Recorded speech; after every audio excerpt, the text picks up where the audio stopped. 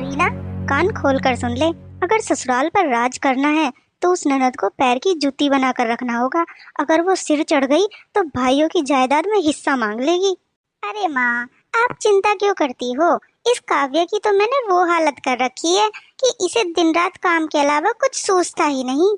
अभी देखो, सुबह से पूरे घर की सफाई कर चुकी है और अब रसोई में खट रही है। हाँ माँ जी, और रीना दीदी ने तो इसे डरा कर रखा है कि अगर भाइयों से शिकायत की तो ये लोग इसे घर से निकाल देंगे। बेचारी डर के मारे कुछ बोलती ही नहीं। एक काव्या, हाथ में मेहंदी लगी है क्या तेरे? कितनी बार कहा है कि सुबह ठीक 8 बजे मुझे गर्मा गर्म बादाम शेक चाहिए। दीदी, मेरे मायके में तो नौकरानियां भी इससे तेज भागती हैं। बड़ी भाभी, कल रात से मुझे बहुत तेज बुखार है। मैंने तो आपसे कहा था ना कि आज काम में थोड़ी देरी हो जाएगी। मुझसे खड़ा भी नहीं हुआ जा रहा। नाटक बंद कर अपना। बुखार है तो दवा खा और काम पे लग। ये मायके की अमीरी के पैतरे यहाँ मत दिखा। अगर 8:30 बजे तक नाश्ता टेबल पर नहीं आया तो रात का खाना भी नसीब नहीं होगा, समझी? हे भगवान, मेरे माता पिता के जाने के बाद भाइयों ने मुझे बड़े नाजों से पाला था, पर जब से ये भाभियां आई हैं, मेरा घर ही घर मेरे लिए नरक बन गया है। भाइयों को कैसे बताऊं? वो तो अपनी पत्नियों को देवी मानते हैं। अब खड़े खड़े यहाँ नाश्ता बन जाएगा क्या? जा जल्दी और नाश्ता लेकर आ। दोपहर का खाना भी बनना है महारानी। जी भाभी। प्यार से तो ये भी नहीं मानती है। सही कहा दीदी आपने। छोटी सही बोल रही है दीदी। अब बड़ी भाभी हूँ, इतना रोब तो जमता है। अरे आप लोग आ गए? हाँ, आज तो बहुत थकन हो रही है। आज ऑफिस में बहुत काम था। अरे दीदी, डिम्पल, वो लोग आ गए। अरे रीना, आज तो ऑफिस में बहुत काम था। जरा पानी लेकर आना सबके लिए। अरे बैठिए बैठिए जी, आप तो बहुत थक गए होंगे। अरे काव्या बेटा, जरा जल्दी आओ मेरी बच्ची। अपने भाइयों के लिए ठंडा ठंडा पानी और शिकंजी लेकर आना। रीना भाभी, सच में आप लोग काव्या का कितना ध्यान रखती हैं। मुझे तो ऑफिस में भी यही चिंता रहती है कि हमारी बहन अकेली न पड़ जाए।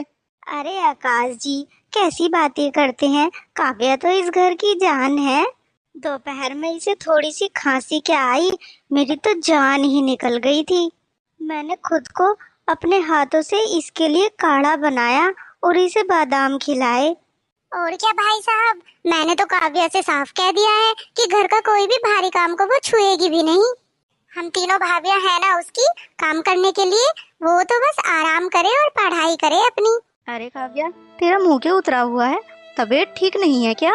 अरे अमन जी, वो असल में ये दोपहर से ना फोन में लगी हुई थी। मैंने इतना टोका कि बेटा आंखें खराब हो जाएंगी, रील देखना बंद करो, पर हमारी सुनती कहाँ है ना काव्या बेटा? आराम किया करो। हाँ भैया, भाभी ठीक कह रही हैं।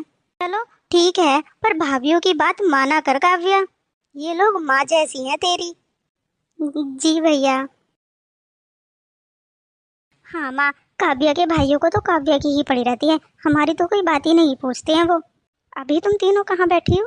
अभी तो मम्मी रात बहुत हो गई थी ना, तो हम गेस्ट रूम में आ गए थे। अच्छा अच्छा, ठीक किया बेटा, ठीक किया। देखो लड़कियों, अब पानी सर से ऊपर जा रहा है।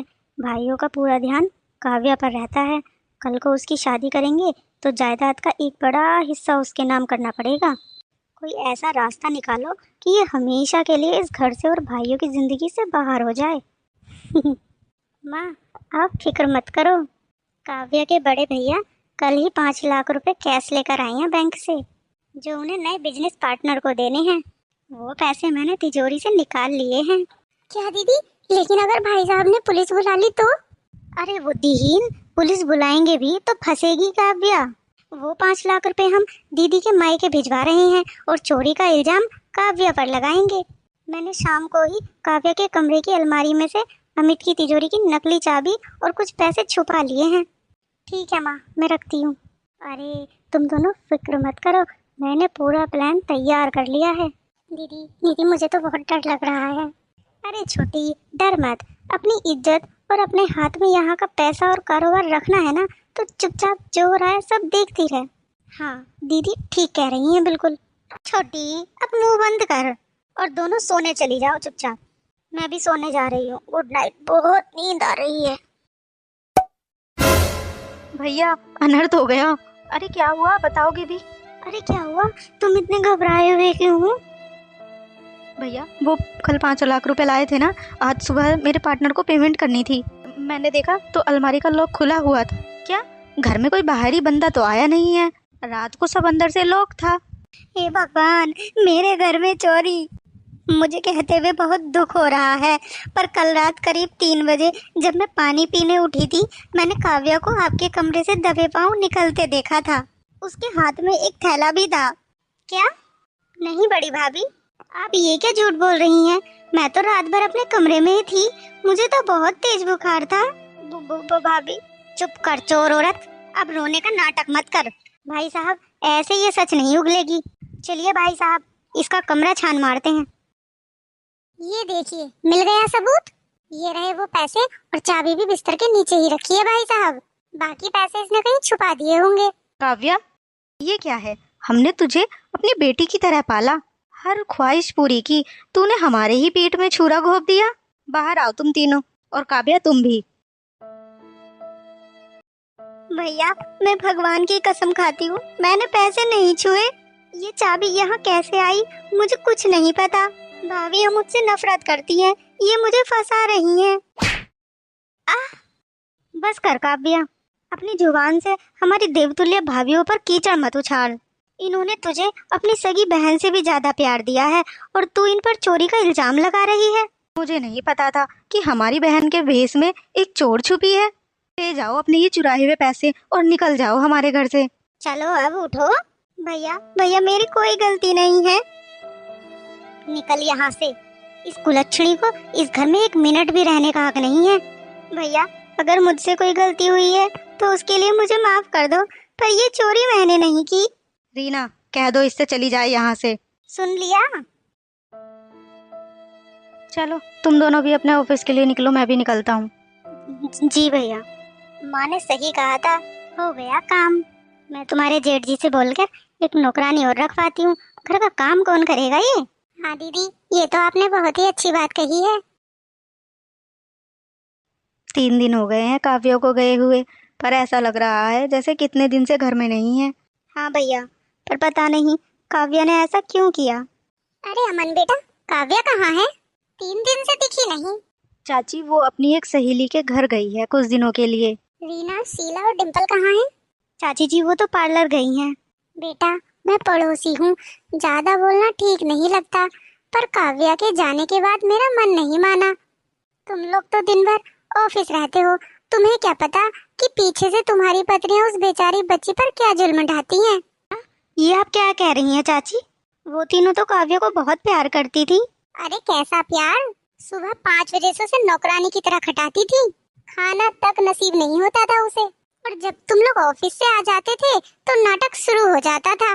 मैंने खुद अपनी आंखों से रीना को काव्या पर हाथ उठाते देखा था। तुम लोग अंधे हो गए हो बेटा, अपनी बहन को पहचानो, वो ऐसी नहीं है। मैं तो ये बात बताने ही आई थी, अब मैं चलती हूँ। अमित भैया, कहीं चाची सही तो नहीं कह रही हैं? हमें सच का पता लगाना होगा। मैंने घर के हॉल में एक छुपा हुआ सीसीटीवी कैमरा लगाया था, जिसका एक्सेस सिर्फ मेरे पुराने फोन में है। चलो उसकी रिकॉर्डिंग चेक करते हैं।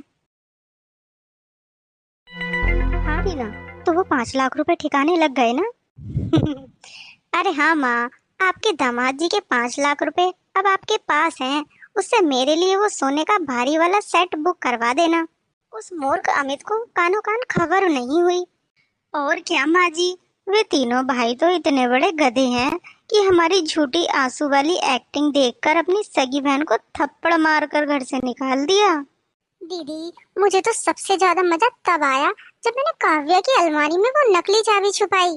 बेचारी रोती रह गई और भाई लोग तमाशा देखते रहे। अब ये पूरा घर हमारा है और इन तीनों भाइयों को हम अपनी उंगलियों पर नचाएंगे। शाबाश लड़कियों, अब तीनों भाइयों से बोलकर ये घर भी अपने नाम करवा लो।